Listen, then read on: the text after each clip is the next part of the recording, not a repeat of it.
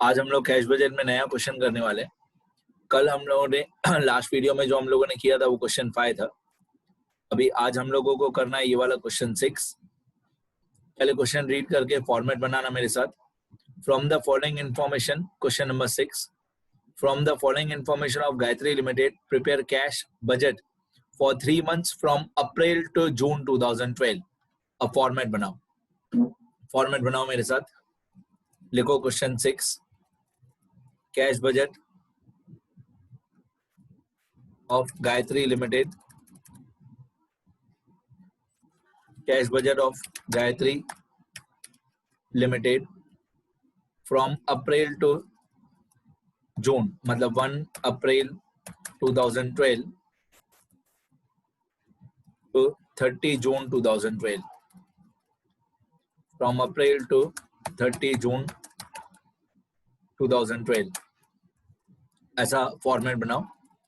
Month के column में पहले अप्रैल लिखो, फिर मई लिखो और फिर जून लिखो। बस ये याद रखना कि हम लोगों को कैश बजट अप्रैल मई जून का बनाना है, इतना याद रखना। अप्रैल मई जून कैश बजट हमको 3 महीने का बनाना है, अप्रैल मई जून का। ओके, फॉर्मेट बना लो। फिर ये सारे पर्टिकुलर्स लिख लो। सबसे पहले opening cash and bank balance, सबसे पहले opening cash and bank balance, फिर ऐड रिसिप्ट्स,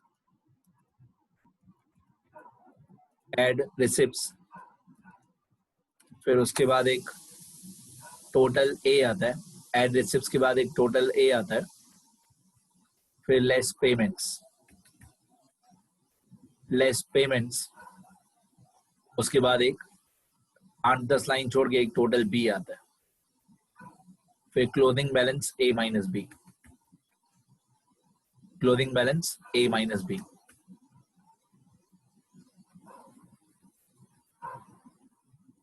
इतना लिखो सब लोग।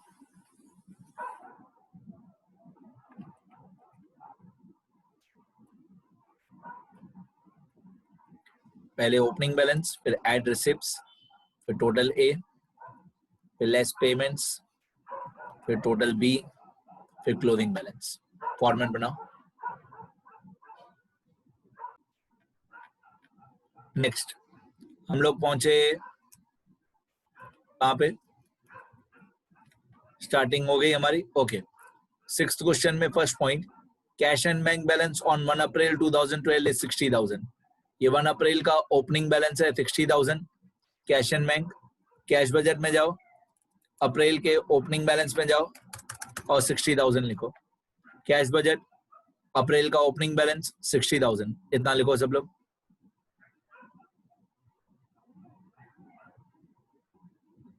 आगे इसके बाद आप लोगों को ये मंथ दिया हुआ है, टोटल सेल दिया हुआ है, परचेज, वेजेस और ओवरहेड एक्सपेंसेस। इसमें सेल का पैसा रिसीव होगा, रिसिप्ट साइड पे आएगा, बाकी तीनों पेमेंट साइड पे आएंगे। परचेज और वेजेस और ओवरहेड एक्सपेंसेस, ये तीनों हम पे करेंगे, लेकिन पहले एडजस्टमेंट सॉल्व करेंगे। तो ये टोटल सेल्स है फरवरी से लेकर जून तक का। हम एक वर्किंग नोट बनाते हैं, उसमें टोटल सेल लिखते हैं। वर्किंग नोट में जाओ, वर्किंग नोट्स में जाओ, नए पेज पे वर्किंग नोट नंबर 1 और वर्किंग नोट नंबर 1 करके लिखो सेल्स। अब कोई भी वर्किंग नोट हो, मैंने आपको बताया है कि कोई भी वर्किंग नोट हो हमेशा पहला महीना मंथ का ही होगा। कोई भी वर्किंग नोट हो पहला कॉलम हमेशा मंथ का ही होगा। अब यहाँ पे आप लोगों को फरवरी से लेकर जून तक के अलग अलग महीने दिए, फरवरी, मार्च, अप्रैल, मई, जून। तो हम लोग यहाँ पे लिखते जाएंगे फरवरी,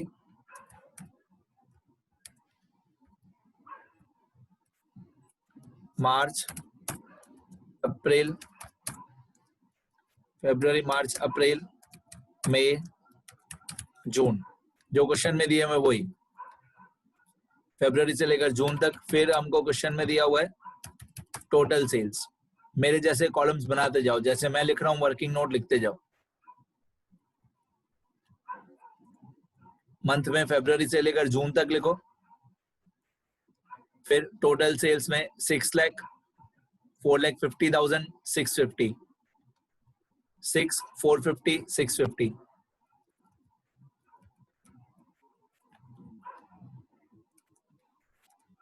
6, 450, 650, इसके बाद है 9 लाख, इसके बाद है 5 लाख। लिखो सब लोग, मैं एक बार चेक कर रहा हूँ अमाउंट्स। 6, 4.5, 6.5, 6, 4.5, 6.5, 9, 5, सही है। 6, 4.5, 6.5, 9, 5। हाँ, ये टोटल सेल लिख लो बेटा सब लोग वर्किंग नोट में, लिखो अच्छी तरह। कहीं पे भी लिखना रह जाए तो वीडियो पॉज करके लिख लो।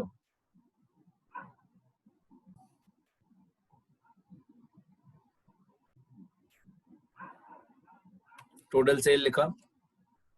आगे एडजस्टमेंट देखो, फर्स्ट नंबर, ये जो थर्ड पॉइंट लिखी हुई है, ये assume 40% of total sale are cash sale and 60% are credit sale। मतलब जो हम लोगों को ये टोटल सेल दिया हुआ है उसका 40% कैश सेल और 60% क्रेडिट सेल। वर्किंग नोट में जाओ, वर्किंग नोट में लिखो कैश सेल्स और उसके नीचे ब्रैकेट में लिखो 40%,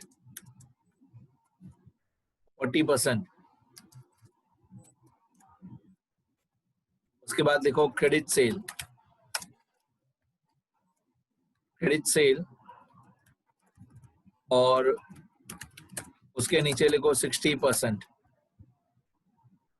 credit sale 60%, cash cell 40%, credit sale 60%, 40%, 60%। अब हम लोग क्या करेंगे, जो सारी सेल है, जैसे फरवरी का 6 लाख है, यहाँ पे 6 लाख का 40% करेंगे। ये 6 lakh multiply 40 divided by 100, 6 lakh multiply by 40 upon 100, तो ये होता है 2,40,000, 2,40,000। और यहाँ पे 60%, मतलब 6 lakh multiply by 60, 6 lakh multiply by 60 divided by 100, तो 6 लाख का 40% और 60% हो गया 2,40,000 और 3,60,000, 2,40,000 और 3,60,000।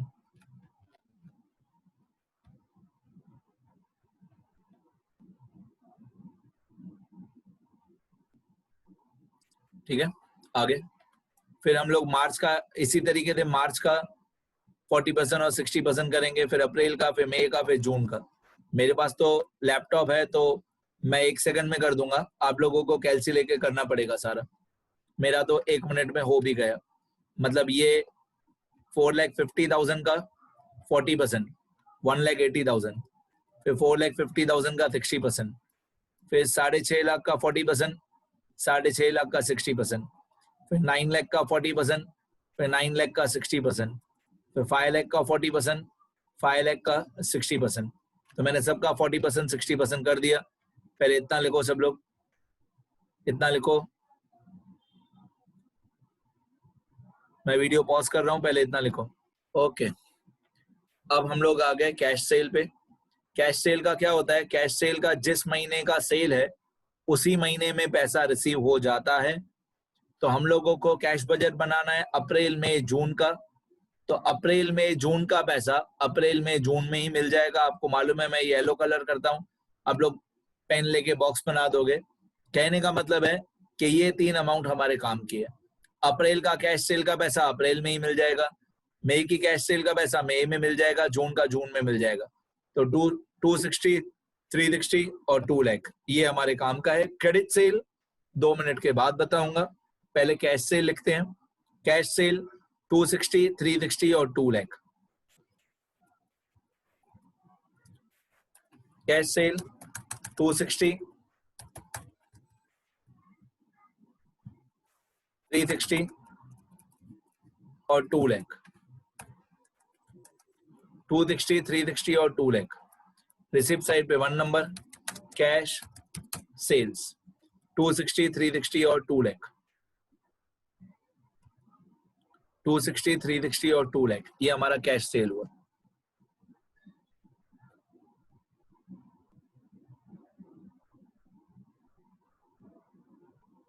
लिखो सब लोग।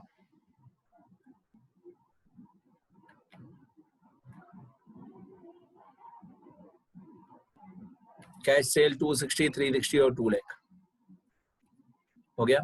अब क्रेडिट सेल के बारे में हमेशा एडजस्टमेंट होगी, हमेशा कुछ ना कुछ बताया हुआ होगा कि क्रेडिट सेल का पैसा कब मिला। अब एक्चुअली मेरे को खुद इंटरेस्ट है ये फोर्थ वाली एडजस्टमेंट सिखाने में। अभी तक हम लोगों ने जितने क्वेश्चंस किए 2 या 3 उनमें ऐसी पॉइंट नहीं थी, मेरे को खुद ये पॉइंट सिखानी थी। फोर्थ एडजस्टमेंट में जो लिखा हुआ है बहुत इंपॉर्टेंट और एग्जाम में पक्का आता ही है। पहले पढ़ लेते हैं फोर्थ वाला, फिर धीरे धीरे सॉल्व करने भी बता देता हूँ। Fourth adjustment, 50% of the credit sale are realized in the month following sales. In the month following sales मतलब 1 महीना बाद। In the month following sales मतलब फरवरी की अगर सेल होगी तो पैसा मिलेगा मार्च में। And the remaining 50% in the next month following. Remaining 50% in the next month following. In the next month following मतलब क्या? फरवरी का 50% मार्च में मिलेगा और बाकी 50% अप्रैल में मिलेगा। देखो 50% इन the month following and remaining 50% in the next month following. अब मैं ये सॉल्व करके बताऊंगा एक बार अमाउंट के साथ, तो ज्यादा मजा आएगा। वर्किंग नोट में जाएंगे, मंथ, ये month, total sale, cash cell, credit sale, इसके बाद फिर से सारे मंथ्स लिखने के। कौन से? जो क्वेश्चन में मंथ दिए हैं फरवरी से लेकर जून तक, ये सारे फिर से यहाँ पे लिखने के। थोड़ी मेहनत ज्यादा हो जाएगी लेकिन वर्थ है, सीखने जैसा है, बहुत मजा आएगा। जो ये वाले मंथ थे फरवरी से लेकर जून तक, ये यहाँ पे फिर से लिख देंगे हम लोग। फरवरी, लिखो मेरे साथ, मार्च, अप्रैल, मई, जून, जुलाई। अब क्वेश्चन में जून तक ही दिया हुआ है, मैं और भी आगे सिर्फ आपके नॉलेज के लिए बता रहा हूँ। जुलाई, अगस्त, सितंबर, मैंने जानबूझ के ज्यादा लिख दिया, मैंने सितंबर तक लिख दिया। आप लोग भी लिखो, पहली बार है तो ज्यादा समझने में मजा आएगा। फरवरी से लेकर सितंबर तक लिख दो।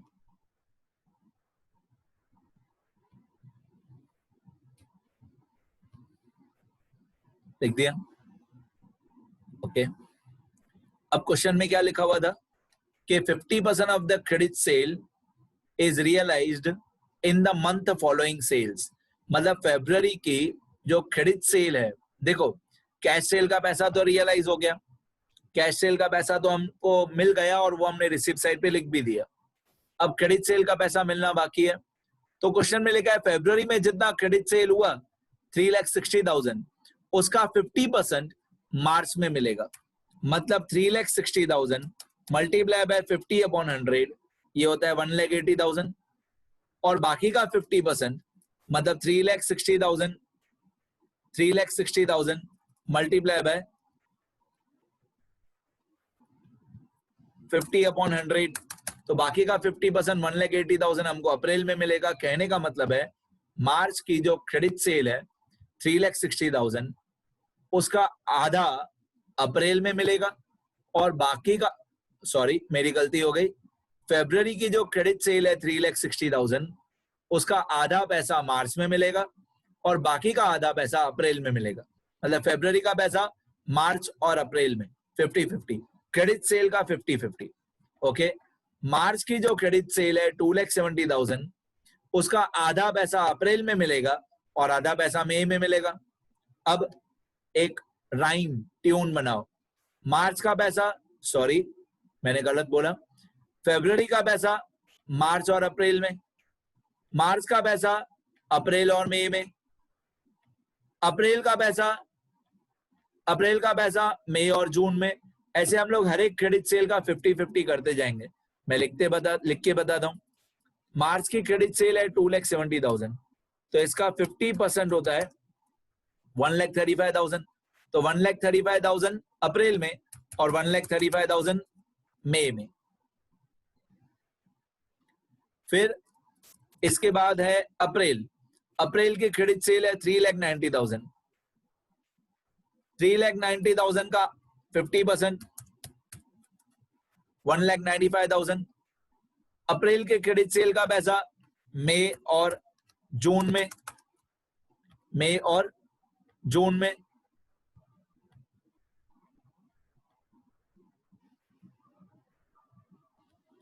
ठीक है, अब इसके बाद कौन सा महीना है? मई।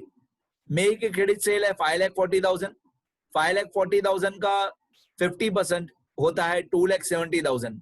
तो मई का आधा पैसा जून में 2,70,000 और आधा पैसा जुलाई में 2,70,000। उसी तरीके से जून की क्रेडिट सेल है 3 लाख। मैं क्रेडिट सेल की बात कर रहा हूं। जून की क्रेडिट सेल है 3 लाख।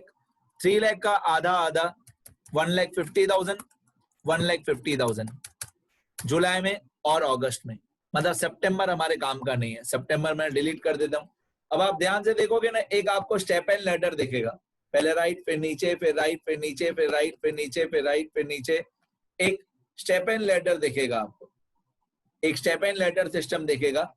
तो फरवरी की क्रेडिट सेल का पैसा मार्च और अप्रैल में, मार्च की क्रेडिट सेल का पैसा अप्रैल और मई में, अप्रैल के क्रेडिट सेल का पैसा मई और जून में। इस तरीके से हमने सॉल्व किया। अब इसको वर्टिकली टोटल करना है उन कॉलम्स का जिन कॉलम्स का हमने कैश बजट बनाया है। हमने कैश बजट बनाया है अप्रैल और मई और जून का, तो सिर्फ इन्हीं कॉलम्स का मैं टोटल करूंगा। सिर्फ अप्रैल और मई और जून ही हमारे काम का है, बाकी आगे और पीछे कुछ भी हमारे काम का नहीं है। तो मैं यहां पे लिखूंगा equal to sum from 1,80,000 to 1,35,000। तो इन दोनों का टोटल 3,15,000। अब दिमाग लगाओ, ये 3,15,000 क्या है? पहले मैं टोटल कर दूं सबका, इक्वल टू ये प्लस ये, इक्वल टू ये प्लस ये। ओके, अब मैं आपको बता दूं ये 3,15,000 क्या है।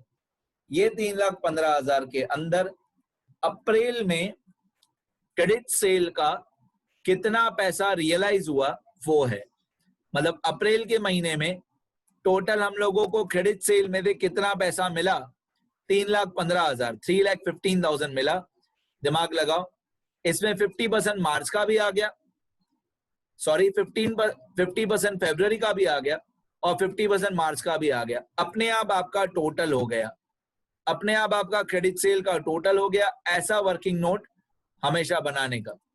तो उसमें अब ये जो क्रेडिट सेल का टोटल आया 3,15,000 अप्रैल में, मतलब अप्रैल में 3,15,000 हमको रियलाइज हुआ फ्रॉम डेटर्स। तो 3,15,000 में आंसर में लेके जाऊंगा, अप्रैल में लेके जाऊंगा। ये अप्रैल आंसर 3,15,000 रिसीव्ड। अब आप यहाँ पे क्रेडिट सेल लिखो, या तो आप क्रेडिट सेल लिखो या तो आप लिखो कलेक्शन फ्रॉम डेटर्स, एक ही बात है, दोनों में से कुछ भी लिखो, कलेक्शन फ्रॉम डेटर्स या क्रेडिट सेल। क्रेडिट सेल और कलेक्शन फ्रॉम डेटर्स 3,15,000 अप्रैल में मिला। अब मई में कितना पैसा मिला? तो मई में मिला 3,30,000। है बहुत इजी, बट क्या एक बार ये वर्किंग नोट बनेगा ना तो इजी दिखेगा। 3,30,000 मई का कलेक्शन, मई में कितना पैसा कलेक्ट हुआ? 3,30,000। जून में कितना पैसा कलेक्ट हुआ? 465,000। तो 330 और 465, 330 और 465, इतना पैसा रियलाइज हुआ। डन, ठीक है। अब वीडियो पॉज करके लिखते जाएंगे। पहले ये कैश बजट लिख लो, मैं यहाँ पे वीडियो पॉज करता हूँ, फिर वर्किंग नोट भी लिखाता हूँ। लिखो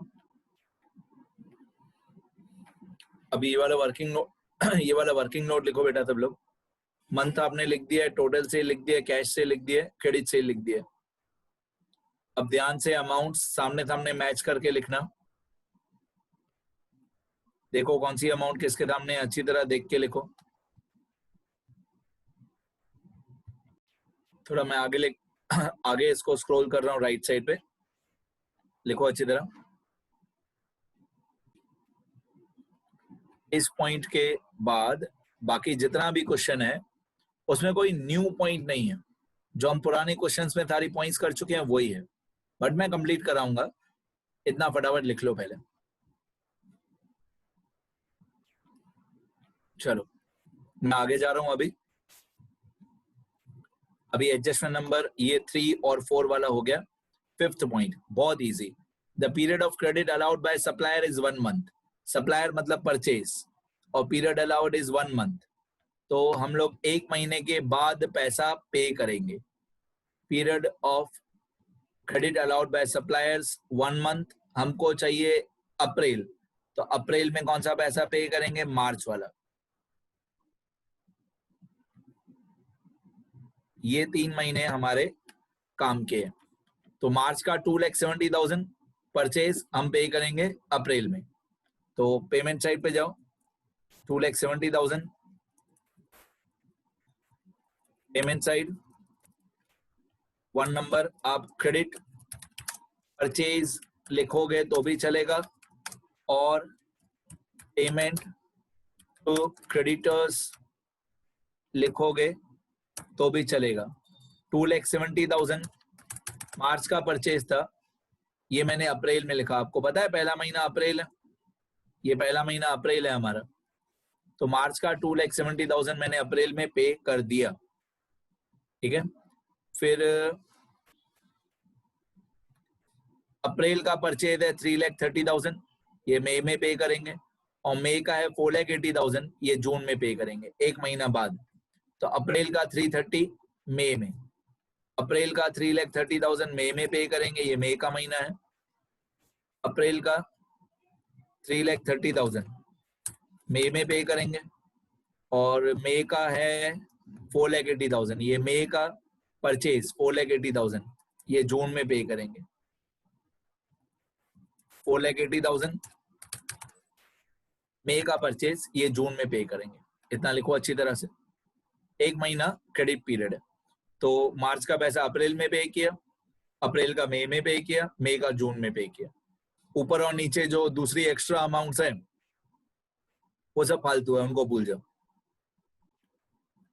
नेक्स्ट पॉइंट हमारा परचेज वाला पॉइंट हो गया, मतलब 5th पॉइंट हो गया हमारा। अभी 6th point, overhead expenses include 22,500 per month for depreciation on fixed assets. अब आपको मालूम है कि डेप्रिसिएशन हम लोग पे नहीं करते, तो जितने ज्यादा वर्किंग नोट्स बनाओगे उतना आपके लिए अच्छा।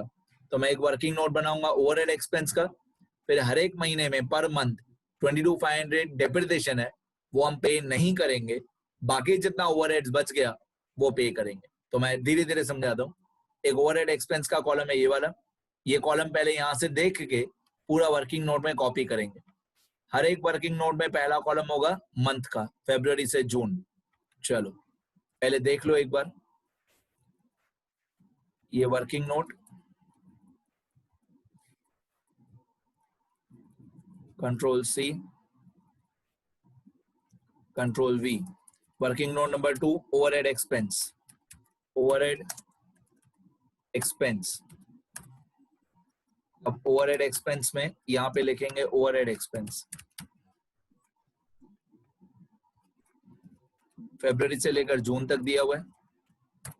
अब फरवरी का ओवरहेड एक्सपेंस दिया हुआ था 112,500। अब मैं पूरा देख के ऊपर से कॉपी करूंगा। ओवरहेड एक्सपेंस फरवरी का दिया हुआ था ये वाला 112,500, फिर 97,500, फिर 127,500,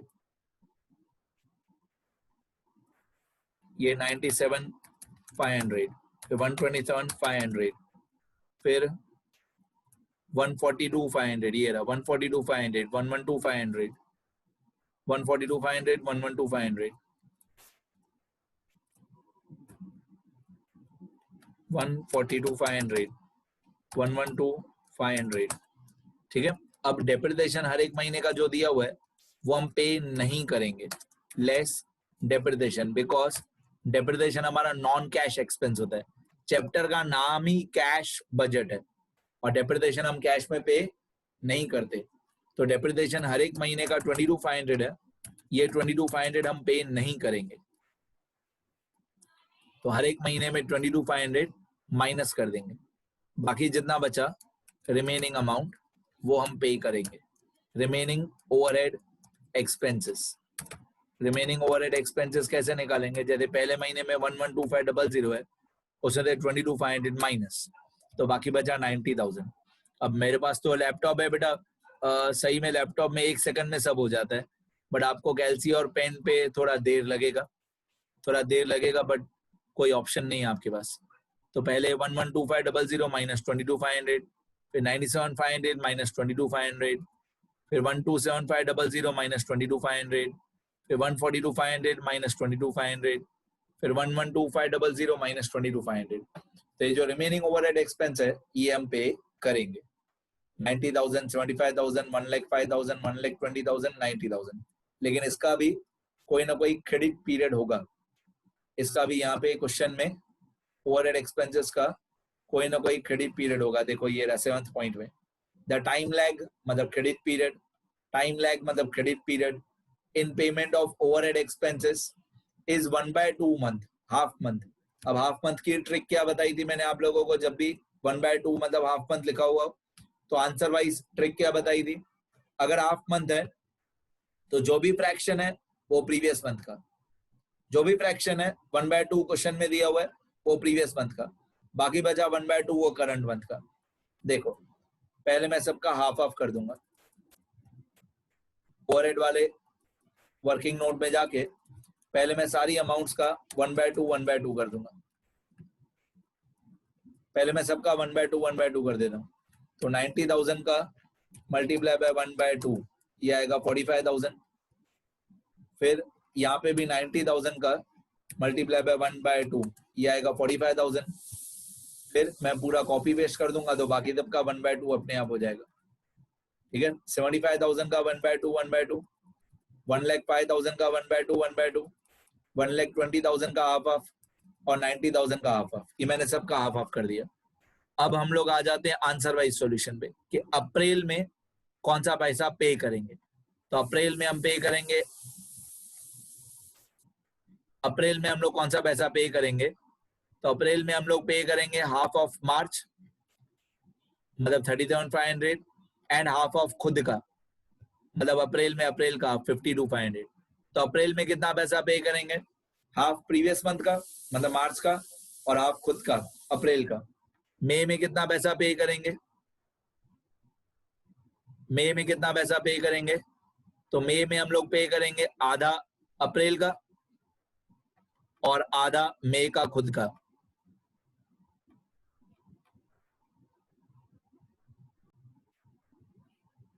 आगे जून में कितना पैसा पे करेंगे? तो आधा मई का आधा जून का।